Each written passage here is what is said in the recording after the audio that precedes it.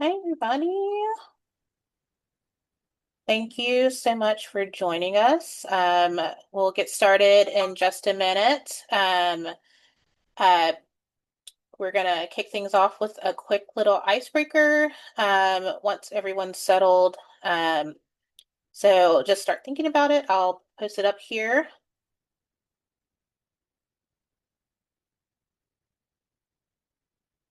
So, which do you feel like voters say politicians ignore more, mental health or the economy? As we get people settled in, answer that icebreaker question.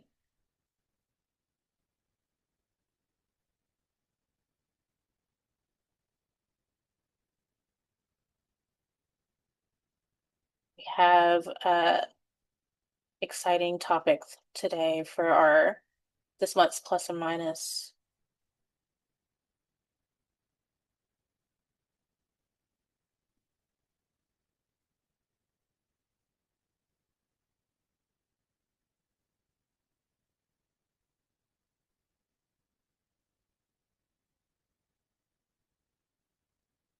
You can go ahead and you can go to the next slide and tell everybody what the answer is.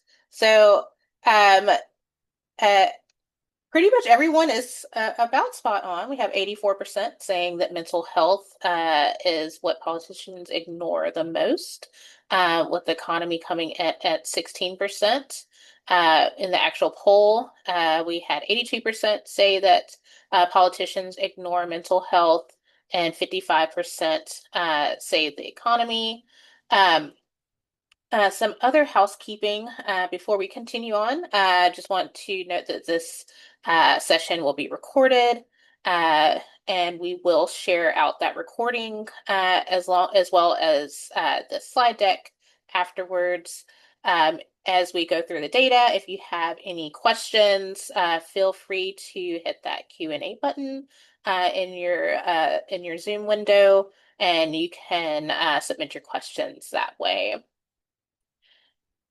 You'll hear from some of our great speakers today, Melanie Phillips, who is the head of our analyst team, as well as Tyler Fisher, he is principal at Trailmark Strategies. Both of them will be offering their insights on this really fascinating data.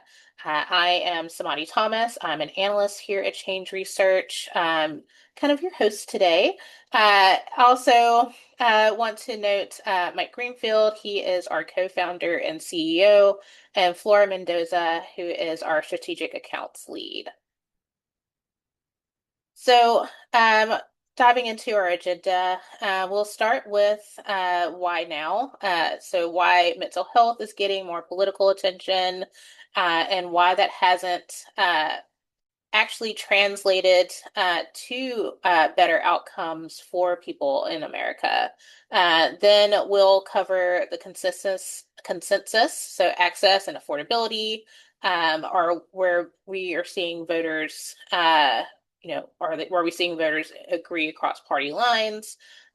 We'll get into what voters want done specifically, especially around policy that deals with mental health. And then we'll close with the politics. So, who owns this issue right now? Um, Whether any party has claimed it. And then we'll end with some Q&A time so that way we can answer some of your questions. So, briefly about the methodology from this poll, the data from this session comes from our Compass poll that we run internally. It informs our data portal. We interviewed 1,514 registered voters nationally from May 14th through the 20th. We recruit people into the survey instrument using our dynamic online sampling, and we try to make sure everything's as representative as possible while we're fielding. We do have a little bit of weighting on the back end. We did that by age, gender, race, and ethnicity, education, and 2024 presidential vote. And I won't speak too much on the sample, but just kind of a very broad overview. Party affiliation, 46% Democrat, 44% Republican, 10% independent. Um, and age is evenly distributed. The sample leans more women, 52% women. With that, I'll hand it over to Tyler. Hi, everybody. My name is Tyler Fisher. I'm based in Denver. I'm the principal of Trailmark Strategies, and I've actually been working with change research for over 5 years as a democracy reform advocate. And over the last several years, I've made a career pivot to take what I've learned in the democracy reform space and apply it to the mental health field and movement. And an opportunity with Change Research came up because they were looking to field a poll during Mental Health Awareness Month on key issues um, in mental health policy and politics, and asked for my help thinking through what should we inquire on and which organizations in the country would be most helpful to informing the poll that we put into the field. Um, I wanted to tee up some high level thinking I have been doing about the mental health politics and policy and how that informs what we went into the field with. So, one key point is that we have more research on mental health than ever before, in part thanks to the pandemic. That's what the first image on this chart slide shows. We also have um, made incredible progress on mental health awareness and destigmatization. People are reporting that the issue is more destigmatized than ever before. And thanks to the tireless advocacy of so many organizations at both the state and federal level, mental health insurance coverage is better than ever before. While there may be some regressions during the current administration, in general, health insurance coverage of mental health is better than ever before. So, more research, more awareness, and more coverage. And despite that, on the most important outcomes of mental health, we're worse off than ever before. Suicide rates, the indicator that I care most about, are up. Teen depression rates are also up. Substance abuse and loneliness rates are also higher than ever before. So we know more, it's more destigmatized, and there's more health insurance coverage. And yet, on the macro indicators, we're worse off. And so that kind of informed a little bit the kind of approach that we took in this poll, not just to ask about the priorities that have been kind of commonly adopted by both political parties and leaders within them, but to think a little bit more about, especially like a prevention first agenda and ideas that people have to kind of get at some of the trends that must be explaining why we're worse off, even as some of the indicators are improving. So next slide. So in partnering with Change Research, I reached out to many organizations and asked them, what would you most want to hear from voters in a national survey on mental health? These are five organizations that kind of got back to us and provided input to the poll. So I'm really grateful for Searchlight Institute, Inseparable, the National Council for Mental Wellbeing, American Institute of Boys and Men, and the Good Life Movement, and some of my friends that are at each of those organizations who provided input and shaped the poll. And now I'm going to turn over to Melanie to share what we learned. Amazing. Thank you so much, Tyler. Tyler came to us with a puzzle, and as a researcher, I always find puzzles like that really, really fascinating, right? What is explaining this gap? So I always like to give the main stuff up front. So here are the key takeaways of our research together, which is one, mental health is an underrated political issue. So 82% of voters, as we said in the beginning, say politicians talk too little bit about mental health. And that's across party lines. What is really interesting that we'll see across this poll is there are places where consensus is broad and strong, and then there are these minor or smaller areas where we see divergence, and we're going to dig in on those. We know that voters want system reform, not just awareness, right? I think Tyler emphasizes awareness and coverage is at the highest level we've ever seen, but massive reform is what people are calling for. 48% want to require insurance coverage of mental health services. 44% want broad health insurance reforms, especially majority support of same day referrals. And there are more bipartisan wins than the debates suggest. I come from a political background. I came to this topic thinking maybe this just ends up being a left or right issue. But really, there's a lot of bipartisan support. 87% support the 988 hotline. 98% net support for mental health treatment, which, if you deal with any type of political data right now, 98% net agreement across anything is wild. Um, and so there's clear bipartisan thresholds. Even when we break Republicans into MAGA Republicans, there's still backing for same-day mental health referrals. But we see spreads when we get to more coercive interventions like involuntary hospitalization and police co-response. So we're going to dig into where these issues spread. What's also interesting and what I think really was informative in bringing Tyler to work with us and all the orgs who participated in this is how we looked at addictive technologies as a part of mental health and mental health reform.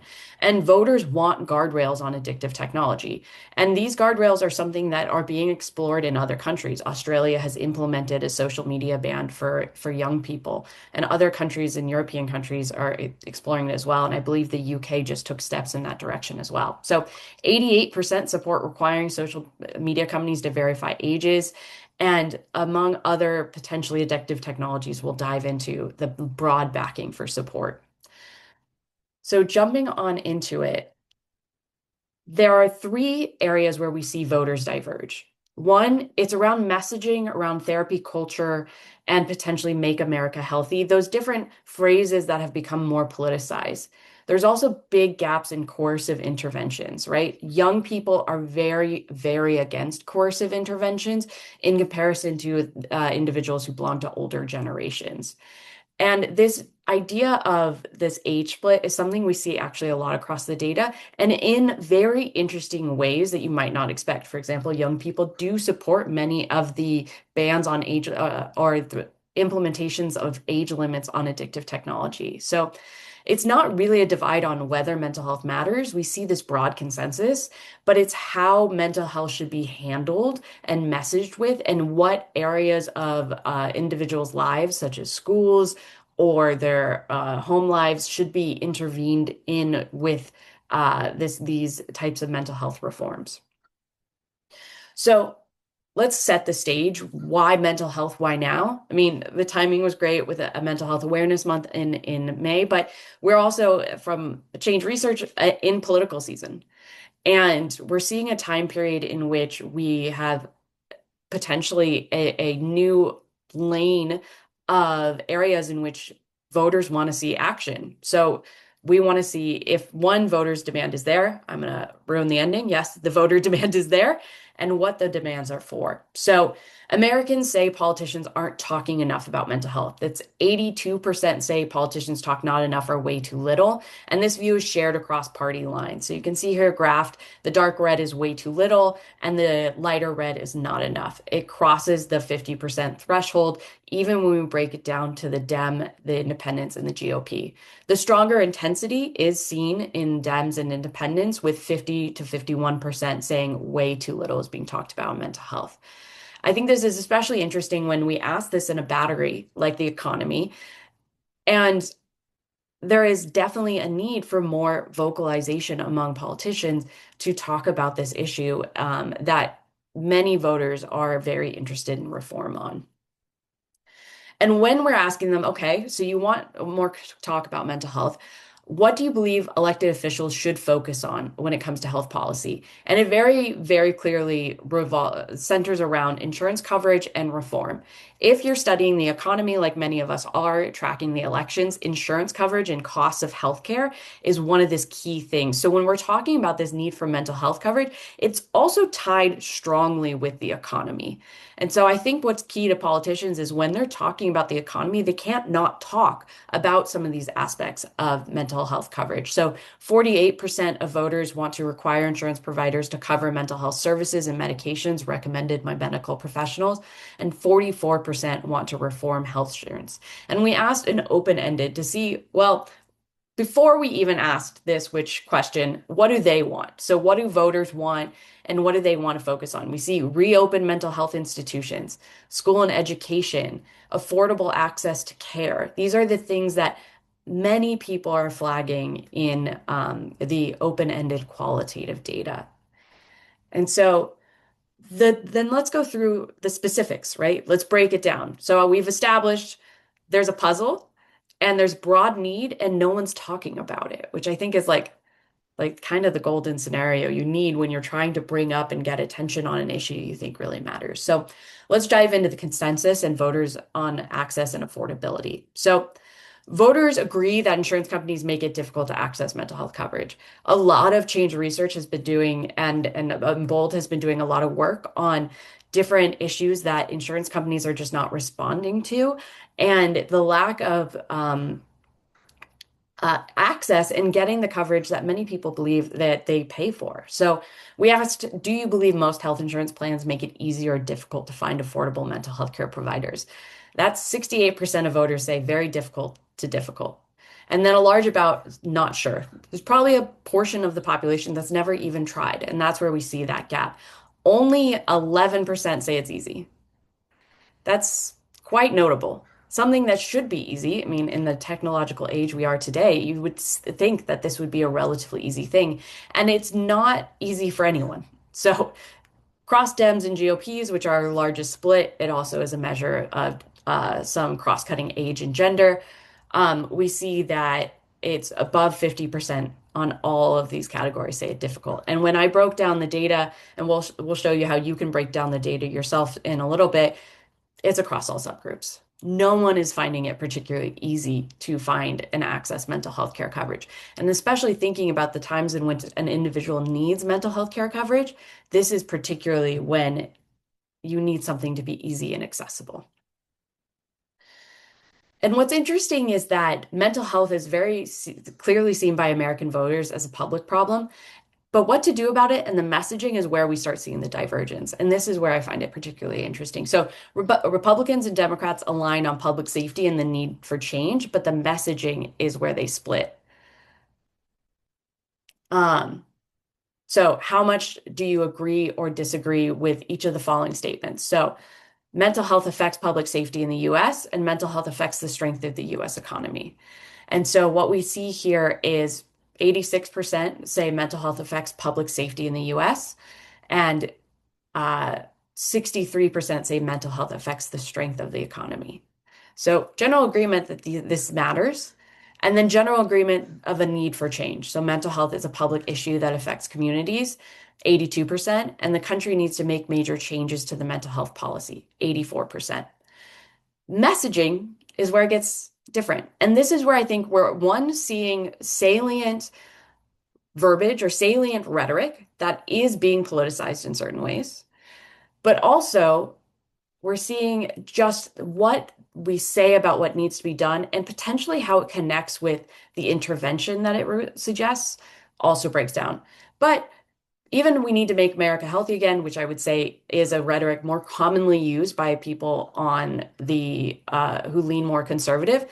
47% of Dems agree with that as well, and 69% of voters agree with that messaging.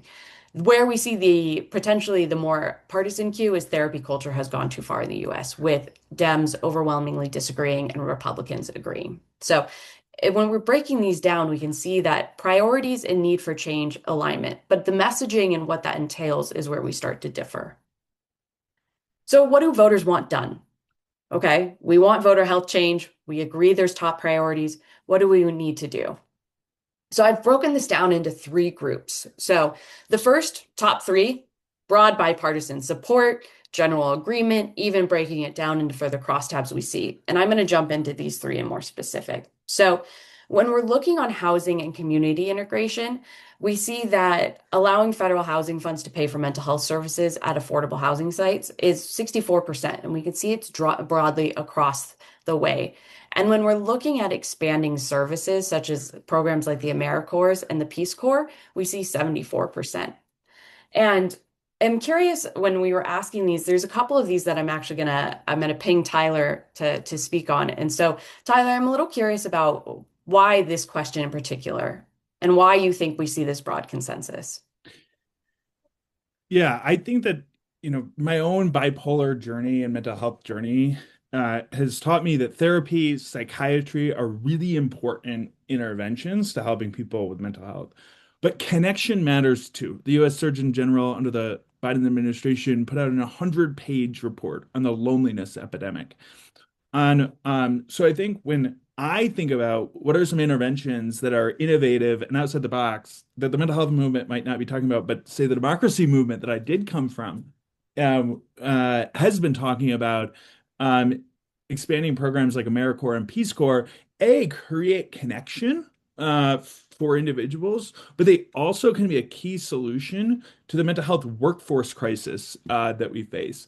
And so this question represented a desire to think about what type of policy interventions can be increasing human connection.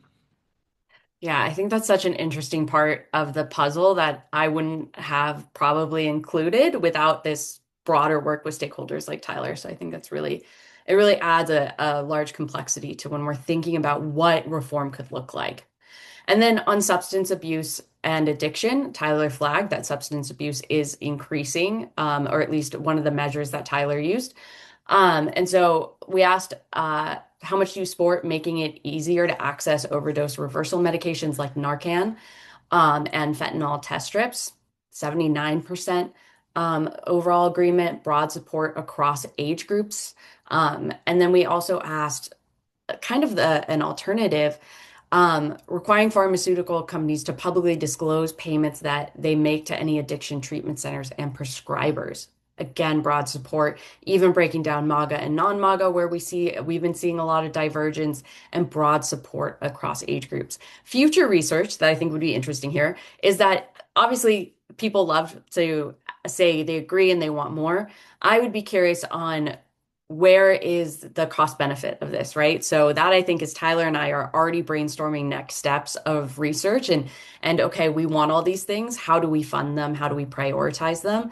And and really make those next steps because I think there's broad support for these interventions. And then on primary care, so requiring primary care clinics to offer mental health screening to patients and requiring primary clinics to refer patients to mental health. So both proposals clear 75% across all party groups, with same-day referrals drawing near unanimous backing even among MAGA Republicans. And so these top three issues, what we're saying here is largely none of these have any strong backlash across any of the subgroups. They're all well supported, and they're clear policy lanes in which we could address this need to reform and this call out to address mental health access. So Melanie, can I hop in really quickly on that yeah, slide? yes. Yeah, so let me just call one stat that really has jumped out at me over the years. About 40% of people who commit suicide have been to their primary care provider within 30 days of committing suicide. And when I go to my primary care provider, I always get my weight checked, I always get my blood pressure checked, I always get my heart rate checked, but I never get asked, "Hey, how's your mental health doing?" And that's despite the fact that the mental health industry has super fast diagnostic tests and forms that patients can fill out. And so I think this is like one of the biggest prevention things is if we can get more primary care providers just asking patients, just like they ask you and evaluate other organs in your body, we can catch things sooner. The other thing I really like about this intervention is it can come through public policy. Legislators can say, in order to get insurance reimbursement, primary care providers need to screen for mental health, but we don't need public policy. Providers can take action too. And I think it's important to look for solutions to the mental health crisis that are both public policy and programmatic interventions. So that's one of the reasons we put that question in the poll. Tyler, that's super helpful to think about. And yeah, that 40% was the statistic you said 40%? Wow. Yeah, about 40% of people who've committed suicide have seen a primary care doctor in the last 30 days. Wow. Yeah. That's quite shocking and yes, you wouldn't expect someone who's seen their primary care to suddenly have an unexpected heart attack or something of that nature. So definitely makes sense there. And so then next these are more broad support, but we start seeing a little bifurcation. So we can jump into nutrition and red flag laws. And what I do love about this slide is these are all different components of how we could think about mental health reform and access. And so all together, they present a more holistic image. So first, nutrition. Do you support or oppose the following proposals, such as requiring health insurance companies to cover food-based interventions, such as medically tailored meal or nutritional counseling? Generally, this is where we start seeing a little bit of a partisan divide, but still majority support. And the age divide starts to emerge, and it's more about these interventions that we start seeing. Um, and what we see here is 72% overall, 85% Democrats, 59% Republicans. And then we also see wide agreement on crisis infrastructure, such as with sharp splits on enforcement. So, do you support or oppose each of the following proposals? So, here's a heat map. Generally, this is mapping net approve. And what net approve means is we take the total number of people who disapprove, either strongly or disapprove, and we subtract that from the total that approve. And so all of these positive mean the majority, more people approve than disapprove, but you can see the variations in that. So what we can see, expanding the National 988 mental health hotline, building new psychiatric hospitals. And then we start seeing splits, especially among partisan, but also among gender and age. The gender split here is particularly notable between women and men on issues that revolve on intervention and enforcement. So, creating crisis response teams that pair police officers with mental health professionals, we see a split politically and then also in gender and age. And then allowing judges to send defendants with serious mental illness to community treatment programs instead of jail while they await trial. Lower levels of support, still crossing the majority, but potentially a little more partisan, and making it easier to require people experiencing a mental health emergency to be hospitalized against their will. Support drops strongly here, right? This one is where it is not majority supported, and it's even uh, less supported, particularly by age, right? This is where the youngest people are the most strongly against this type of intervention. And then the last is where we see the biggest split. So this is crisis response, veterans and law enforcement, and schools. And so we can jump into this. So majority of voters want mental health professionals in schools, but the partisan gap is very notable. So if we're looking at just the top line, looks like majority, but this is where you're going to see partisan responses. You're also going to see a little bit of gender response that is correlated with partisan as well. So when we're looking at requiring public schools that receive federal funds to have mental health professionals on staff, 68% of voters support this, but it's 94% Dems, 41 GOP. In addition, requiring public schools that receive federal funds to offer student access to mental health care through video or phone, 56, so still a majority, but very wide gap, 85 Dem and 29 GOP. So we're starting to see where the ideological nature of reform can be a little different. But again, flagging the beginning of this webinar in which we showed that the top priorities, and there is large agreement on how reform can make the first steps. We also see majority support for red flag laws, but with a sharp GOP fault line. So, do you support or oppose the following proposals? Expanding red flag laws, which allow family members to ask a court to temporarily remove firearms from a person in a mental health crisis. So, we see that generally it's above 50% support, overwhelmingly supported by Dems, still majority support by GOP. And this is where we see ideology within the GOP really strongly start to play a little bit of a tune. So MAGA GOP fall under the 50% versus non-MAGA GOP are above the 50%. And so I think it's notable. There's also a large gender split. As someone whose life has been personally impacted by and benefited by red flag laws, there is a gender divide in who is impacted by red flag laws that can definitely explain some of this split. But I think it's also, I think when we're dealing in the political world, we often shy away from anything that deals with guns because the Second Amendment becomes so politicized. But even non-MAGA Republicans have a strong basis of support for red flag laws in this instance. And so I think this whole research agenda is really highlighting the areas in which there's room. And there's room and acceptance and support and energy to make these things that you might code as politicized or potentially too risky, that are in fact actually an open lane in which you can really gain support and represent constituents.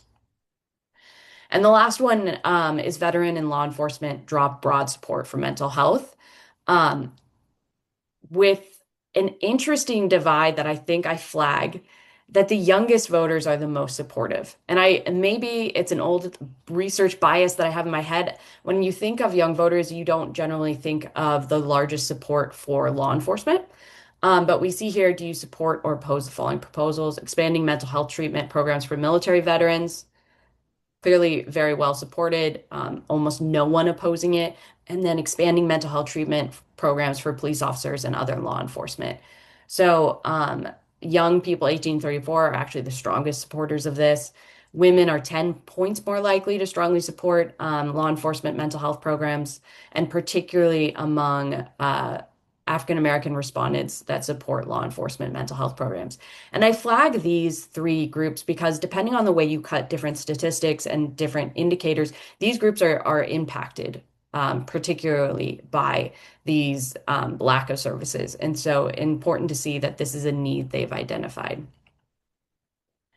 So one of the things that is particularly interesting in the age we are in is how do we think about new addictions or new addictive technologies in this sense? And how does that impact how we think of mental health reform? Um, the United States has many sin taxes on many things, such as sugar, tobacco, other things that have been registered as bad and addictive for people. And social media is this new area in which we're really grappling with what we should be doing with this addictive technology. So we're just curious, how old should users be to use these technologies and services? Um, and I was kind of shocked by how supportive people are of age limits, and especially how young people are supportive of age limits.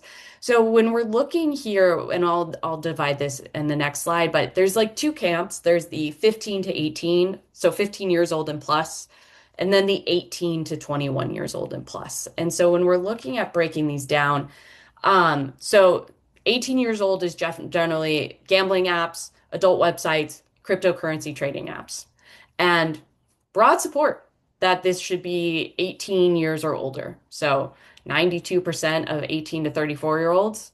I will flag this survey did not survey anyone under the age of 18. And that is particularly important given the age groups that we're talking about. Surveying under 18, if you are in the research world, is a whole different thing to go about. And future research, that would be incredible to do it, but it would be a different process in itself. And then the percent who share who say at least 15 years old. So artificial intelligent companions and chatbots. I think this is particularly interesting as especially we're navigating the use of AI in schools. Social media and gaming platforms. Gaming platforms, we see a little bit of a drop, but artificial intelligence and social media, and those two are relatively considered in the same vein. And so this is that should be at least 15 years old to use them. Um, and so we were also curious if they support verifying ages or tax platforms, different ways we could moderate or deal with these new addictive technologies. So 88% say requiring social media companies to verify the age of their users. 75% say increasing taxes on social media companies and using the money to support youth mental health programs. Um, Generally, though, and this is also a good measure of like making sure people are reading your questions when they have this split. So, allowing AI to provide mental health therapy for children under 18, overwhelmingly unsupported. And so, thinking about, I think artificial intelligence is going to make incredible gains in the health profession. But where it's going to make gains in mental health professions is likely not going to be in providing the interventions that a trained professional can currently provide. So I think that is particularly informative. And then this idea, okay, maybe it's a sin tax. Chicago was recently considering a sin tax on social media companies. So this idea of tax them like tobacco. So we asked voters, we tax tobacco companies and use the money for drug addiction prevention. It's time to do the same for companies that are getting our children addicted to social media, pornography, gaming, and gambling. We did put all of those together, and so we could break them apart. There's a potential that we might see, given the data on the previous slide, that gaming would fall out on certain ones and others. A future randomized experiment would be really great there. But overall, even when we package those all together, we see support. And so 70% of Americans find the tobacco tax argument convincing as a model for regulating these addictive industries. And the argument lands across party lines and is particularly strong among women and Democrats. Um, and so there's a need, a want, clear agreement on certain things, and then when we look to these addictive technologies, a clear new frontier that needs to be explored and needs to be looked in on. So, why I think this is particularly important on the political side of things, and those of us who are working in campaigns, is I think if I had made a gut guess, I would have said that most people would think the Democrats were better at dealing with mental health. It's not true.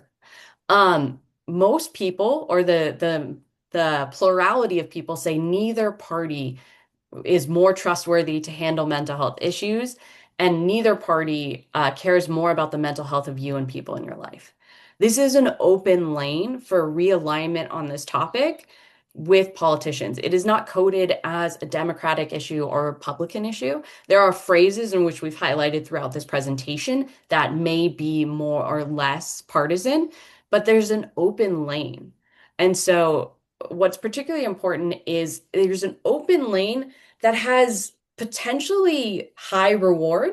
We'll see. Obviously, it's not going to be the number one issue of a campaign, of a presidential campaign. Maybe that would be really cool, but we know it can be one of your issues, and it's potentially low risk, high reward, right? So, would you be more or less likely to support a candidate who makes mental health one of their top three priorities? So, not saying the only priority, but one of top three.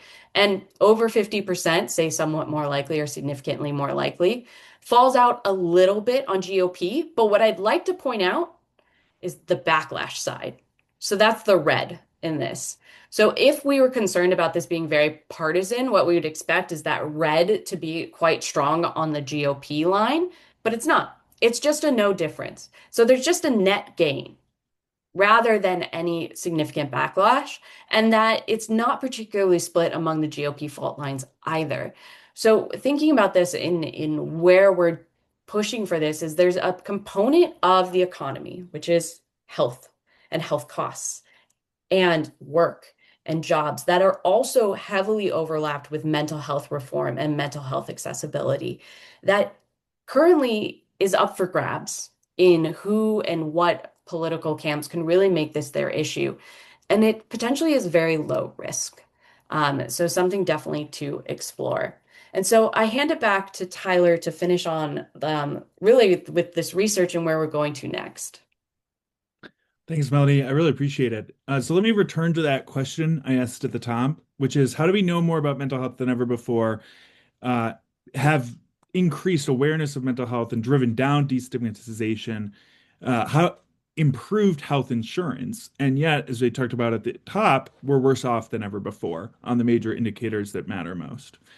And as I've digested this poll and other research, there's kind of four groupings of indicators that are getting worse that can explain why we're doing worse on mental health outcomes despite those three positive trends that I've hit on. So one kind of set of explanations is what I would call market failures, lack of psychiatric bed capacity, too much reliance on emergency room services, and too many people entering the mental health workforce. Other people stress what we have more of as a society, access to hard drugs, pernicious social media and digital technologies, and addictive phones. Others stress what we have less of as a society. And this is belonging, marriage rates, um, sorry, click one more time. There you go. Civic engagement, economic opportunity, free play in childhood. And another set of explanations really and injustices, things that have always been wrong in America that have never been corrected, including on the mental health issue, um, including inhumane approaches to institutionalization, criminalization of mental health, and equitable access to mental health services for the most marginalized populations, including people of color and the poor. And then just so this kind of core question I've been coming back to in my own research in advocacy and some of the explanations. And I would say that the poll has helped me kind of crystallize some thinking about both politics and policy, which you'll see on the next slide. And then I'll shut up and we'll start taking your questions. The first is that this issue impacts every single family. And therefore, it impacts every single voter. And that's why I think the data that Melanie showed, this is a political opportunity for people on both sides of the political aisle. The second kind of key idea is that the young men that are joining the Republican Party fastest, that the Democrats have lamented in their after action on the 2024, having lost ground in this group, they're the most likely to be impacted by the mental health crisis, especially if you look at the indicator of suicide and substance abuse and loneliness. Though the men are impacted more, and so that again presents an opportunity for both political parties. Um, we talked a fair bit about this. Public policy interventions are supported by supermajorities of Republicans and Democrats. That is both an opportunity and something that the mental health field has to kind of protect because they have it, while a lot of other social change movements don't. Fourth, um, sorry, Melanie, one more click. There we go. We talked a little bit about how people perceive mental health as an economic issue and a public safety issue. So while many Americans may never say that mental health is a top three issue for them, they do see how it connects to health insurance, the economy, and public safety. And fifth, agendas really matter. We haven't really had a presidential agenda on mental health since JFK 60 years ago. That led to the Community Mental Health Act of 1963. And we really need presidential agendas from both political parties on this issue. Policy item number one, I've hit on this a fair bit, so I'll skip past. But what I think this means is that Democrats need a new mental health agenda and Republicans need a first one. And in order to inform both of that, the kind of key insight I'm bringing out of this poll is that we need a prevention first mental health agenda. And a lot of the ideas that came through from the organizations we talked to and in this poll kind of demonstrate that Americans support a prevention first agenda. So I'll leave it there, and I think we're going to open it up to questions. Yeah, and while you're taking questions, we really wanted this data to be a public good, so you can actually access the data in our portal. You can all now see the data portal, right? Correct? On slides? Yes. Amazing. So this is our data portal. It's accessible. Sumai's been posting the link. All you need is an email. You can create an account. And we have all the top lines here from the data. And also you can click on the question and it will take you to the full breakdown. For example, if you, like me, were really interested in 18 to 34-year-olds, you can go back to that question. But more than that, maybe you're potentially not a numbers nerd like I am. You can ask the question that you have in this. So you just throw in your question and you say, how do young people feel about taxing social media? And as it's asking this, it's querying this, it's looking at the numbers we have provided. It brings in the points that you need. So young adults strongly back taxing social media, and here's the data that I presented. It even links to the data below and when we fielded this. So we'd love for this data to get out there. We'd love to work with you and collaborate. And so we really wanted to make our portal, which very kudos to our incredible tech team that recently won a READ Award, accessible to everyone. So if you want to be able to get in here and take a look at the data, it's here. And we have so many questions that we weren't able to get to in this poll that you'd be able to dive on in. And that's kind of the whole point of it, right? To share data to make the world a little bit more humane and just by showing a huge need. So excited for any and all of your questions. Yeah, please, continue to uh, post any questions. You just hit the Q&A button and you can post those. We do have one Here it's do we have any research on what percentage is top of mind when people are deciding, to come out and vote or not? You know, I guess where does mental health land in that? A, a list of issues, and then also, if we have any data among what those top issues might be. Yeah. I think that's a great question to think about. Can you repeat the first four words that you said? Yeah, do we have any research on what percentage is That's top, is top of mind when deciding to come out and vote or not?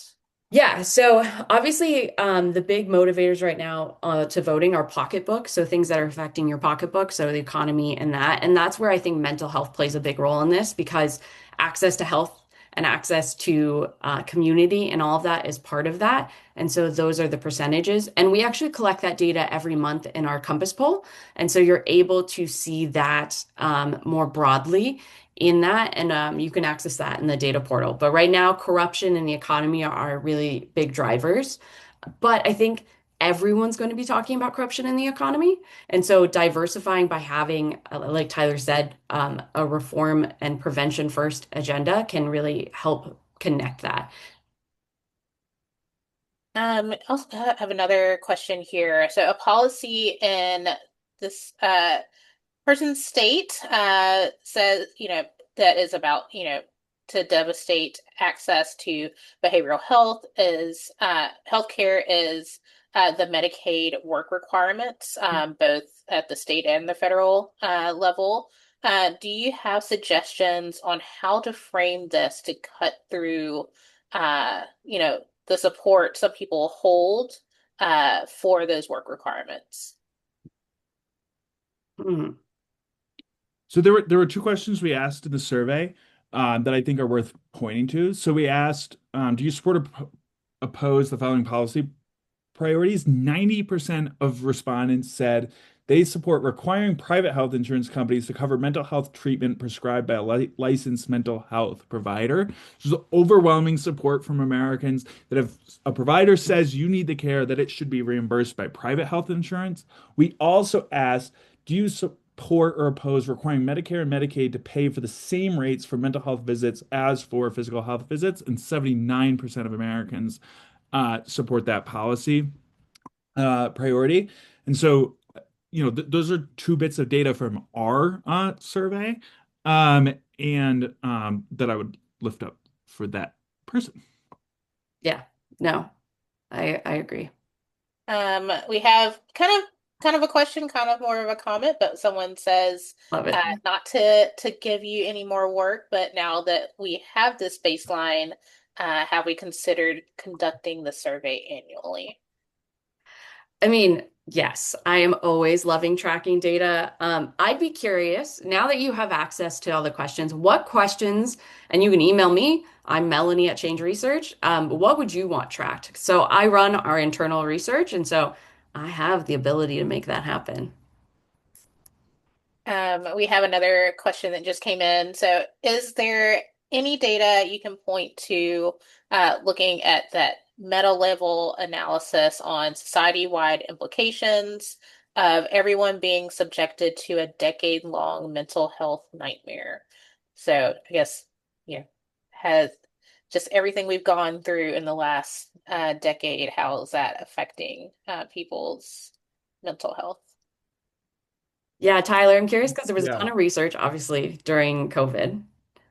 And then where is that research now? Is it still studying the effects of COVID, or is there something particular in the fact that we are living in what feels like very extreme times? hmm Yeah, I would say that the pandemic accelerated trends that were already true. Yeah. Suicide rates going up, depression rates going up, loneliness going up, substance abuse. It was all like accelerated by the pandemic. I think that there's lots of data to that person's point about like the last decade and the crisis that Americans are facing. And I think what the data that we present here today is that people want solutions to this crisis, but they don't perceive politicians talking about the issue enough. So I'm not exactly sure the question, but I hope that's helpful. And then I'll just take Jonah's question really fast. I think that we found supermajority support for a lot of issues in the poll. One of the most interesting findings, I think, is the support for age limits on digital social media technology. Australia earlier this year banned social media for folks under the age of 16. The United Kingdom actually earlier this week took a vote that as of January 1st, social media will not be accessible to anybody under the age of 16 in the UK. I think there's a huge opportunity for a political party or a politician to be out there saying a super majority of people support a ban. And I think there's lots of roles for government. Part of what government does is solve collective action problems. All the parents in our survey are saying that they think that there should be an age limit, but they might be still giving their kids access to these technologies because either they can't stop the kids from accessing it or all their friends have it and they don't want to be the parent that takes it away. And so I think that's one that I really think American politicians could be talking more about. Yeah, I actually have a question. MAGA Republicans came in at 81% support for same-day mental health referrals and primary care. That's really a number I didn't expect to see. But what do you do with that finding, especially if you're, a group working on this type of issue, or if you're a candidate running a campaign? Tyler, I can jump in unless. Yeah, you go for it. Okay. I think when you've identified what people want, what are the biggest barriers to that? So what's currently preventing same day? Is it infrastructural? Is it just resources? Is it prioritization? And then that determines really what you do about it. And so I think calling out the need is the first step and then finding what's the blockage. Um, Tyler, what do you think? Yeah, I would concur.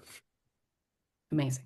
We have another question from Justin. It's not directly related to this research, but just wanting to know is like, has there been any ballot measures anywhere that either of you have heard of where voters had to weigh in on uh, things like mental health spending or tax increases that go towards mental health? I'll speak to one here in Colorado. I live just west of Denver.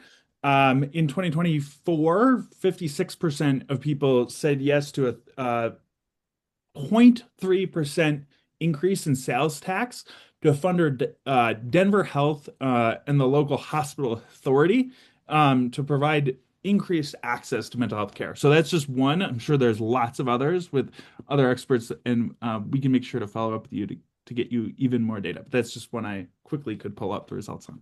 Impressive that you had that in your back pocket. Another question that I have is, we see, especially in the presentation, that mental health is an open lane politically. What would it actually take for a candidate or a party to claim it? We talked about those risks, but is there, any other hidden risks or anything that you also saw in the data that might show any sharp splits here that a candidate would have to navigate? I think one of the things that we don't have the data to prove this, but I think that politicians sharing their personal experience with the issue is a way of winning over voters on the issue. Senator Fetterman from Pennsylvania, was quite transparent about his hospitalization associated with depression early in his first term in office. And I think that the more politicians can speak about the impact of the issue on their family and their friends, the more they're going to be able to connect with voters. Again, this is an issue that is impacting every single family. We have data from this poll to show how many Americans say that somebody in their family is struggling with bipolar disorder or depression or anxiety or schizophrenia. And the more authentic the elected leaders and candidates for office can kind of speak with moral clarity and personal experience. It's just an intuition. It's hard to pull out in a poll. That's something that you pull out in a different kind of research environments. But that's my gut reaction. Yeah, I agree with Tyler. The issue will be credibility. I think the backlash could be uncredible claims or unauthentic calls that feel like someone is potentially trying to showboat an issue. But I think that's a political risk on almost any issue. So that is where I would see that. And I think both both parties have potential legitimate ways in which they can really map mental health with their ideology in incredible ways. Yeah, I think that's all the questions, unless anyone has a last minute question they want to submit. But in the meantime, that we have launched an exit poll. So if you're interested in learning more about change research or our nonpartisan research arm, Bold Research, please fill out that form and someone will get in touch. You also have the option to just keep in touch with us and you can get added to our newsletter and learn more about any future webinars. Also, just if anything you saw today sparked a question about your own race, an issue that your organization is passionate about, please feel free to reach out to us. And again, thanks for joining us with this session of Plus and Minus, and we'll see you guys next time. So, Maddie, I'll just add one more Yep. thing to kind of somewhat be responsive to Bill's question in the chat. And, the audience of this webinar kind of twofold. We have some political operatives who are running campaigns, trying to think about what's on voters' minds heading into the midterms. That's like one constituency for this research. The other constituency for this research is mental health advocacy organizations. And Change Research is making this available data public. We want mental health advocacy organizations to use this data in their advocacy as they talk to policymakers, philanthropists, researchers. So be in touch with us. We want the data out in the public, and we want to build on this research. So the Melanie really is an open book. They have a monthly tracking poll where organizations can suggest poll questions without going into the field with a 40 question battery. So be in touch with us. And most importantly, the change team wants this to be useful to advocates. So let us know how we can make the data accessible to you and your team to make your job advocating for a better system easier. And thank you So so much, much, Tyler. Tyler. It's always a pleasure working with you. And started off as a client, but now have become, such a cheerleader for change research. So we love to see it. But yeah, we are currently running this plus or minus webinar series monthly until midterm election day. So yeah, keep an eye out in our newsletter. We'll talk about what our next webinar session topic will be. But until then, we will see you at the next one. Thanks so much. Thanks. Thanks, everybody.